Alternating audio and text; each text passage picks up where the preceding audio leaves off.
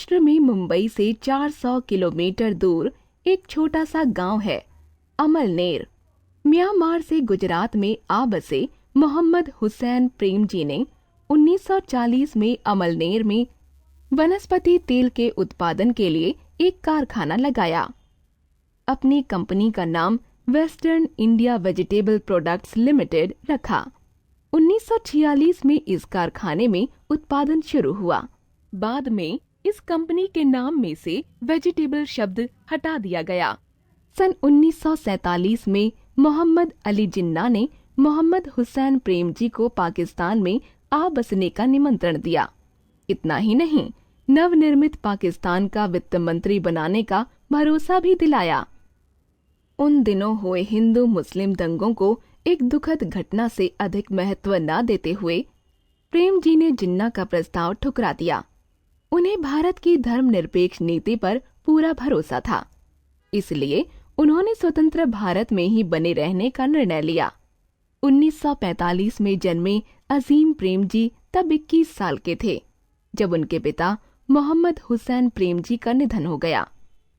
अजीम उन दिनों स्टैनफोर्ड में इंजीनियरिंग की पढ़ाई कर रहे थे।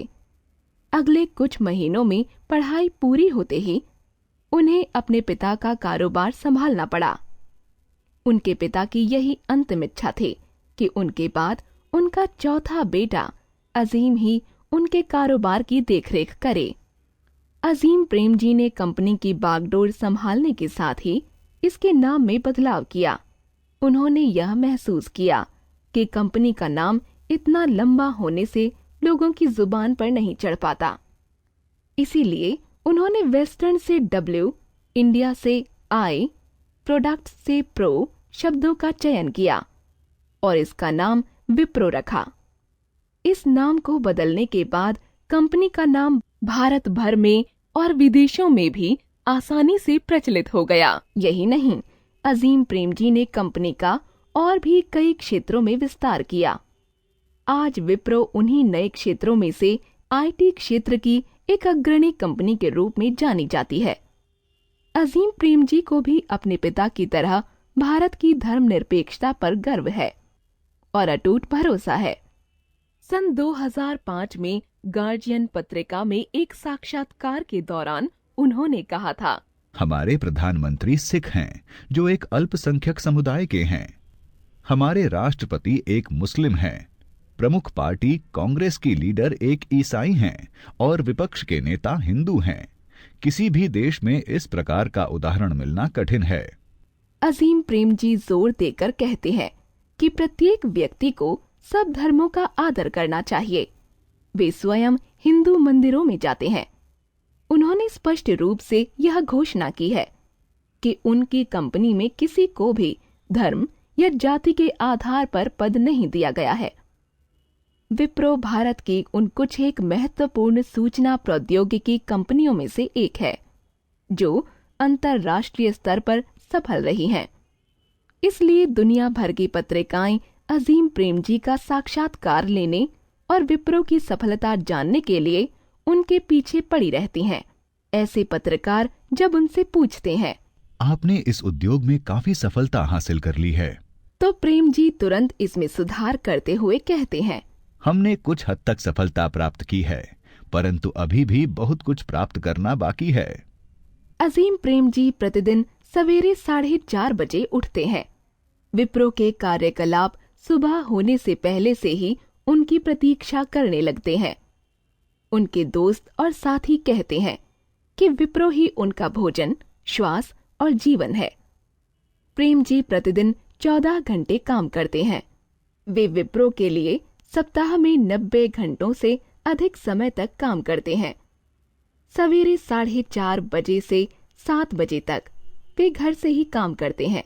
इसके बाद दफ्तर पहुंचते हैं।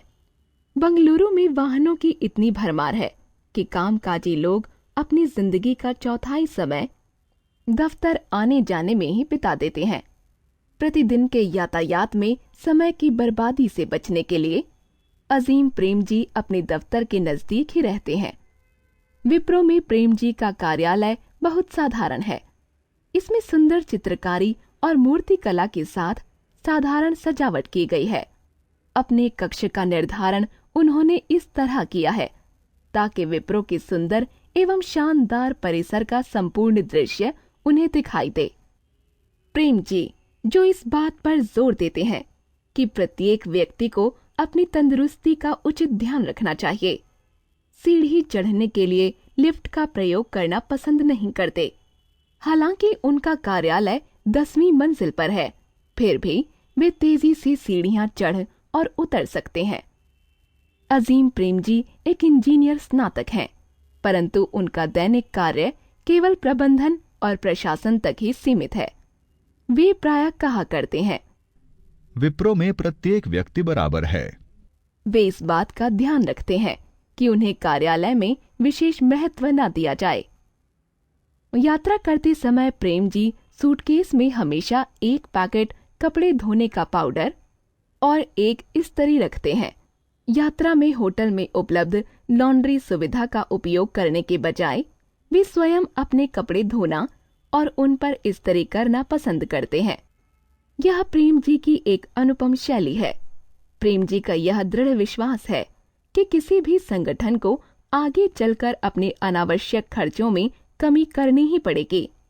उनके मुताबिक कंजूस हुए बिना अनावश्यक तड़क भड़क को दूर रखना मुश्किल होता है।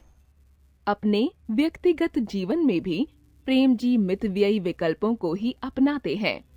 यद्यपि वे दुनिया के सबसे धनी व्यक्तियों में से एक हैं, परंतु उनकी गतिविधियों से नहीं लगता कि वे रईस हैं।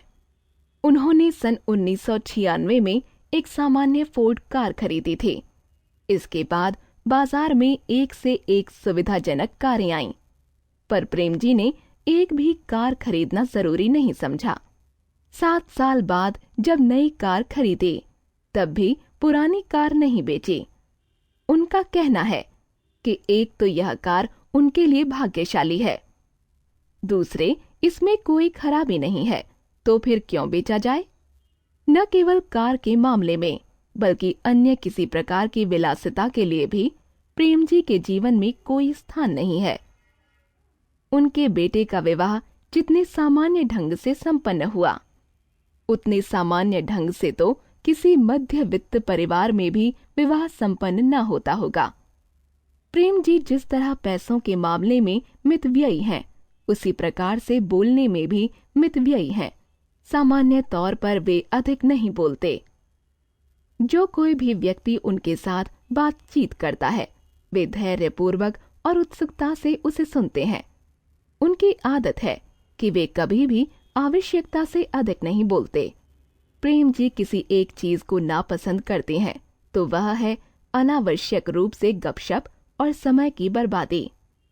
यही एक कारण है जिसकी वजह से वे अधिकांश कॉरपोरेट पार्टियों में भाग नहीं लेते।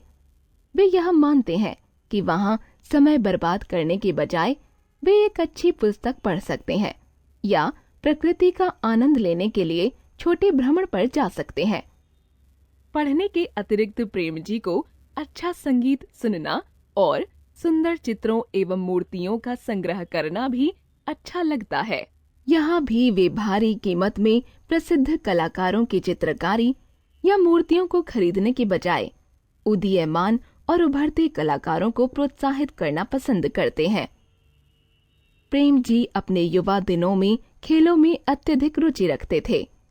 अब उतना समय नहीं मिलता, फिर भी जब कभी उन्हें समय मिलता है तो वे गोल्फ खेलते हैं और स्कीइंग करते हैं।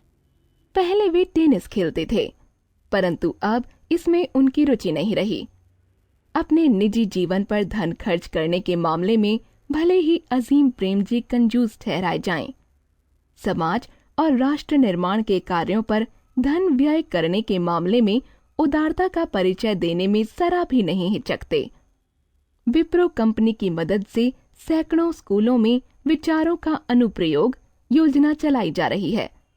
यह संगठन भारत में 500 से अधिक स्कूलों में नए और आविष्कारीय पाठ्यक्रमों के साथ प्रयोग कर रहा है, जिससे विद्यार्थियों में सृजनात्मक सोच का विकास हो। इस संगठन का मूल मंत्र है, जो बच्चा सही उम्र में स्कूल नहीं जा पाता, वह बाल श्रमिक होता है। भारत में लगभग 6 करोड़ बच्चे प्राथमिक शिक्षा से वंचित रह जाते हैं। उन प्रौढ़ लोगों के बारे में बताने की तो कोई आवश्यकता ही नहीं है जिनके पास कोई शिक्षा नहीं होती। प्रेम जी को विश्वास है यदि इन लोगों को कम से कम प्राथमिक शिक्षा ही दी गई होती तो गरीबी, बेरोजगारी की समस्या, भ्रष्टाचार और अन्य अनेक बुराइयों को किसी सीमा तक कम किया या रोका जा सकता था। अजीम प्रेम जी का स्वप्न है सभी के लिए गुणवत्तापूर्ण शिक्षा और बिना भेदभाव का समाज। उनका पूर्ण विश्वास है कि प्राथमिक शिक्षा में काफी सुधार लाया जा सकता है